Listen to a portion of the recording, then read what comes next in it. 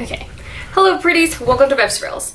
So my camera, I feel like I'm in the right angle, but like I'm not 100% sure. Alright, well, welcome to Vev's Reels. My name is Vivi. Nice to see you. I'm gonna give it an attempt number 2 at a palette week. This was highly unsuccessful last time, but we're gonna try this again. We're gonna do a lot of eyeshadow related content for the next week, and I'm gonna pledge myself to update a video every day this week. Fingers crossed, we shall see. I'm not the most consistent person, so we'll try. We're gonna try our best. That being said, we're gonna kick off palette week, which by the way, this was inspired by It's Just Steph, which I'm gonna leave it down below, and also by Lauren May Beauty. So I'm gonna leave both of them down below. This was roughly inspired by both of them, guys. They've both done eyeshadow related weeks. I believe Lauren's done both single shadow and eyeshadow palette weeks, and It's Just Steph does eyeshadow palette week like a couple of times a year. So I'm just gonna leave them down below if you want to see similar content. But I just love eyeshadows. I think it's my guilty pleasure, and I have some eyeshadows that are on my shopping block, and I just want to talk about it. And I think I have. Okay, no, I'm good. But before we do that, please do not forget to like and subscribe so you become a resident of Vev's Reels. And let's get started. So my collection is not too large. I have about 22 eyeshadow palettes, but I mentioned it before that I am feeling slightly overwhelmed with my eyeshadow palettes, and I am thinking of doing a major declutter at the end of the year. But before that, and I'm not necessarily looking to get to a specific number. My goal is to never be over 25 eyeshadows palettes, but I know that my no buy is coming to an end, and there's a couple of palettes that I do want to buy, which that's a different video for later this week. You know, that's coming up.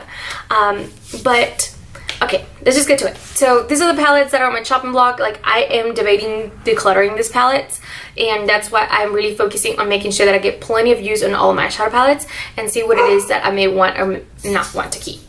So first one is an obvious one, and it's my unofficial Panda palette. This is in my Pie Project pan, and this is the Pixi plus Heart Defensor palette.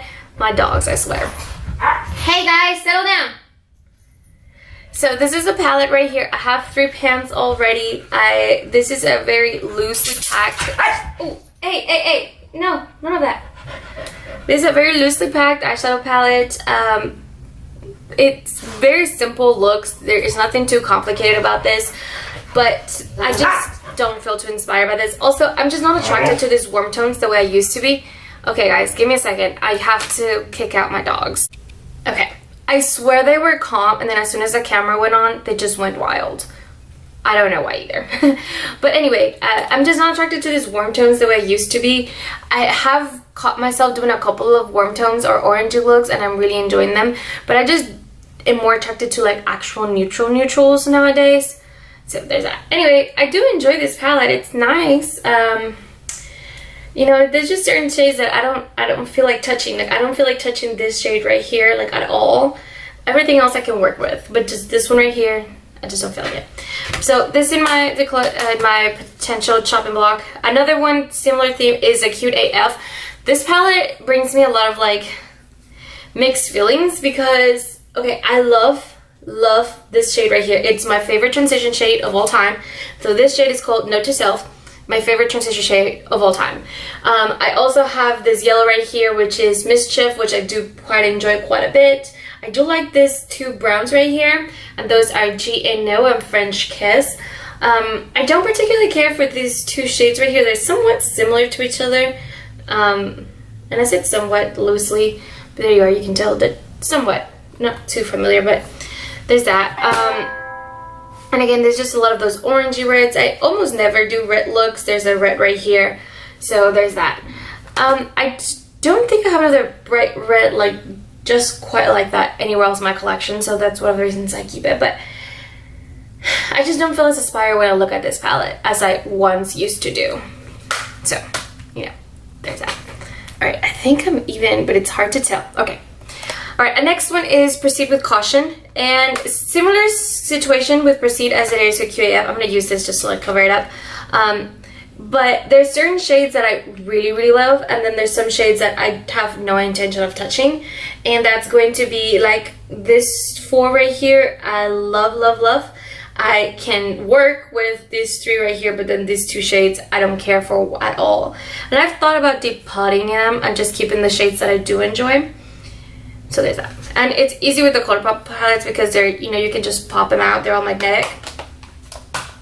But then I feel bad giving somebody away like an incomplete palette, so there's that. The next 2 are also ColourPop, and that's going to be Doubleentendre.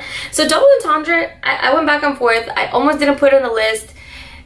And that's because it doesn't bring me a lot of inspiration, but whenever I use it, I love it. And it doesn't, like, these shades are kind of warm toned, but they're the easy warm tones to work with. It's nothing too overwhelming. It's actually pretty neutral. It's not too cool. It's not too warm. It does lean slightly warm, but it's not orange warm, if that makes sense. And I do quite enjoy this palette. Also, it's so easy to work with. Like, I never have a hard time creating a look with this palette. So the ease and the practicality of it is there. I just don't feel inspired for this palette, and I never like reach for it naturally if it wasn't because of my like project hands that I've had it in. I don't know that I would have reached for it, and that's my concern. It's like when I use it, amazing, but I just never feel like reaching for it, if that makes sense. The last one, and this is one that I went back and forth on because I almost decided to take it out of the chopping block, but it was definitely my chopping block before. And it's a Sweet Talk palette from ColourPop. So I did end up decluttering the glitter shadows because I will never use them. My eyes are too sensitive to begin with, and almost everything falls in them. I don't know how, but it does. I'm always digging things out of my eye, and I'm too scared to put glitters that are not safe for eye use in my eyes, so I just don't. There's certain shades that I really enjoy, but there's something about this like coralline shades that I don't particularly love. I like them, and when I use them, they're great, but there's something specifically about these 2. They're just slightly too warm, a little too orangey, and again, there's something about orange that I'm just not feeling it. So there's something about these 2 shades that are just a little too orange for me. Don't know how I feel about it, but everything else I actually really like. I don't love this shade. I don't know why. I also don't lean towards pinks as much as I used to, although since I have quite a few like pinky mauve palettes in my eyeshadow obsessions project pan lately, I have been getting a lot more used to them and I actually really enjoy them. I personally have a look right now that I feel like really makes my brown eyes pop. Just gonna show it off. By the way, don't mind the little marks on my glasses. It picked up my foundation. That's okay. It happens. It happens. But anyway, I just don't know how I feel about it. I did enjoy the hell out of it when I put it into my eyeshadow obsessions last routine, but I can honestly say that there's only a handful of shadows that I really like. So again, it's another one where I'm debating just popping the shadows that I do like and then seeing if anybody wants the leftover shadows, which I don't know. I just don't like giving incomplete palettes, you know. I just feel bad. Alright, last one is actually not last one, second to last is a Lime Crime Venus palette. So this palette, I can honestly say I've only used a handful of times. So I won a giveaway last year, and this was the palette that I chose to keep because there were 2 palettes in it. One was from Maybelline, or maybe it was L'Oreal, I can't remember. It was a lemonade palette, and I didn't want to keep a palette that I knew wasn't cruelty free because all my palettes are cruelty free, at the very least in the gray area, so I feel somewhat better than having one that I just know for a fact is not cruelty free at all. So there's that. Now, Lime Crime is cruelty free, and I do like it, and when I've used it, I really enjoyed it. I like that there's like they're not quite shimmers, they're more like paralyzed shades, so it's easy to put it in the crease and they can blend.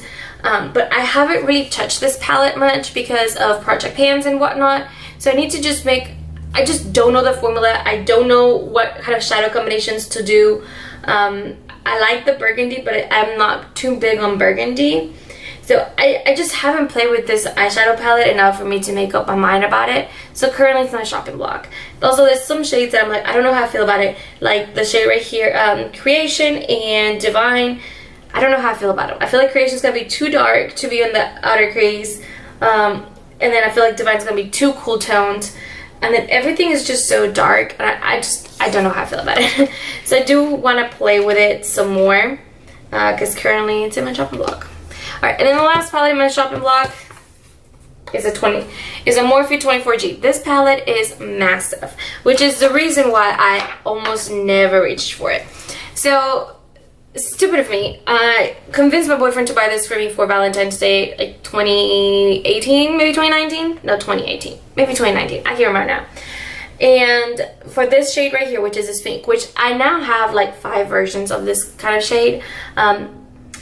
These are so massive.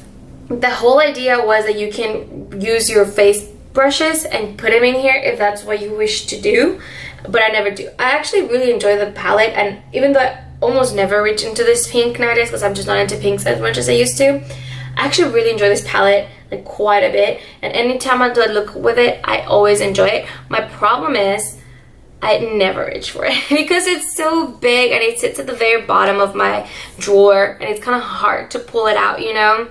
And this is one where I wouldn't be able to pop it out even though I would want to. And some of the shades do kind of repeat. Like this is a lighter version of this shade right here. So I don't know. This is just a different like formula, but they're kind of the same colors, similar to this one. This was slightly pinker. Like they're just a little too similar as well. So there's certain things that I don't love about it. I don't think we need 2 dark browns like this. I don't know. You know, if you know, you know. I don't know how I feel about this palette, which is why it's in my chopping block. I've actually been surprised that I have not yet had it into my Eyeshadow Obsessions palette. So this is gonna be my last round, and this one's gonna be something special. But those are all the palettes that are currently in my shopping block. These are palettes that I need to make up my mind by the end of the year whether I'm going to declutter them or not. And that's it. That's all I have. If you guys, please don't forget to like and subscribe so you become a resident of F-Surreal, and I will see you guys on the next one. Bye guys.